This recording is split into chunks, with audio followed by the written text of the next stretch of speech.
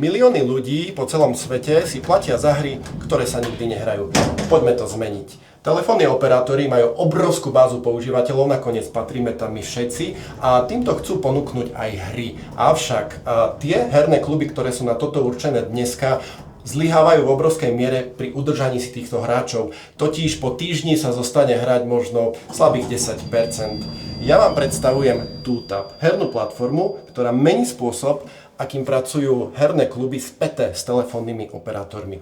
My sa v tomto biznise motáme už veľa rokov a všimli sme si 3 kľúčové dlhodobé problémy, ktorým čelí. Je to mizerný engagement, je to obrovský odchod používateľov a sú to problémy súvisiace so strhávaním platieb. A my sme ponúkli teda riešenie, ktoré rieši všetky tieto 3 problémy a zároveň tým má ambíciu posunúť celé odvetvie výrazne dopredu. Trh je obrovský. Každý druhý človek na Zemeguli má smartfón, z toho sa až 1,6 miliardy občas aj zahrá na tom telefóniku niečo, z toho 200 miliónov je platiacich používateľov v našom segmente. Timing máme vynikajúci, myslím si, za posledné roky sa udialo niekoľko kľúčových zmien, ktoré kulminujú k tomu, že sa operátori vo veľkom vracajú ku gamingu. My do tohto momentu vstupujeme s už hotovým produktom a s niekoľkými dohodnutými distribučnými kanálmi.